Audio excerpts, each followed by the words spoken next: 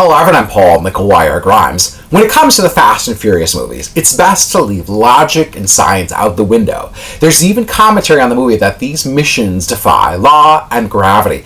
And the same still applies for Fast 10. It's in theaters and I want to talk about it. This is Paul's trip to the movies.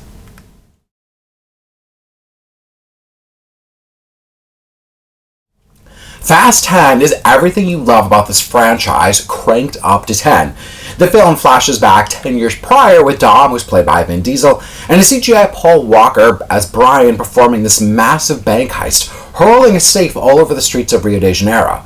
This leads to Jason Momoa's character Dante vowing revenge for what happened.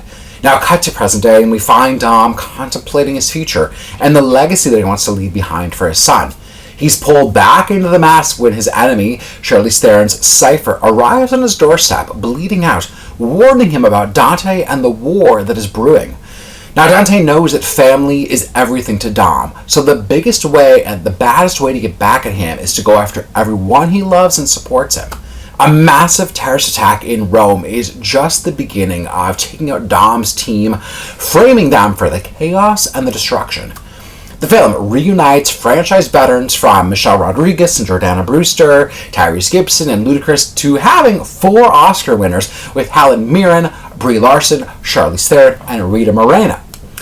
Now, there is a valid question that can be raised about what more can you do with this franchise of 10 films, and one that continues to stay the main course in terms of its themes on biological and chosen families, crazy stunts, and street racing with tricked out cars.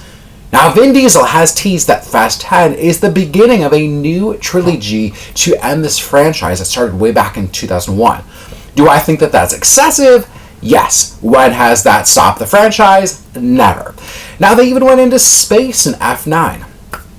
Now, after that intro in Rio de Janeiro, the first major action sequence in Fast 10 comes in Rome, with Dante's boulder-sized bomb playing pinball down the streets of Rome toward the Vatican as Dom and his team try to defuse it.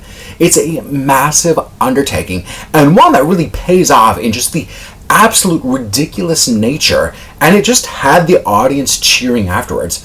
Director Louis Leterrier stepped in after franchise vet Jocelyn Lin left production, and he knows exactly what fans are looking for. This cast is huge. They're all split up, so the film, I think, does drag on, with having 4 or 5 different subplots of them trying to make it all worthwhile for our actors on these little different submissions. And there are then plenty of cameos on top of that along the way. Again, some of that defies logic. Now, I could nitpick all of this, but what's the point? Fast 10 works despite of the cheesy script, the dad jokes, the impossible stunts, and just the go-for-broke nature of it all. One character states, "It's like a cult with cars, and I am in the fast cult, willing to forgive so much and roll my eyes at the same time. It's just part of the fun of it all." Jason Momoa is the absolute highlight of the film, going full Joker in his Agent of Chaos. He's one of the franchise's best villains, playing into that nutty, playful, and just twisted angle of it all. The banter between Ludacris and Tyrese Gibson is still in full effect, being the comedic sidekicks of this franchise. And while she's mostly unnecessary, I think Charlize Theron kicking butt is always worth the price of admission. Now, I still prefer my Fast movies with a little bit more realism, a little bit more practical stunts like we saw in Fast 5, but Fast 10 revved up the crowd, and I had a blast from start to finish. I'm giving it 3.5 out of 5 ticket stubs. If you like my review today, click subscribe on my YouTube channel. Follow me on social media. I'd love to hear from you. Leave me a comment on YouTube or on social.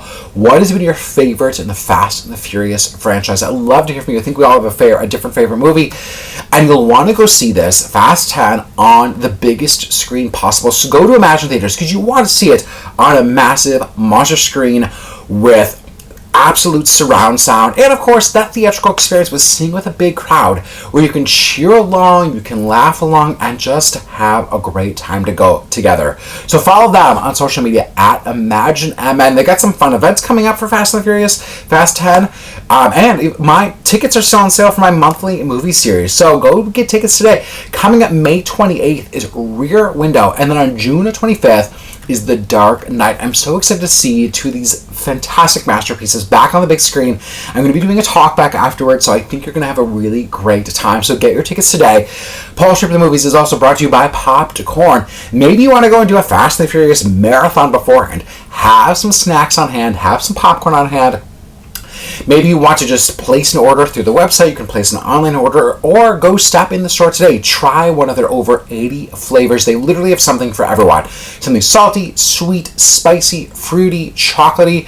You can literally get any flavor out there. It's so good. I love the sea salt cracked pepper for something savory. If I want something sweet, I go for the puppy chow. It is so good. Follow them on social media at PopcornMN. You won't regret it. Thank you so much for watching my review of Fast 10. This is Paul's Trip to the Movies.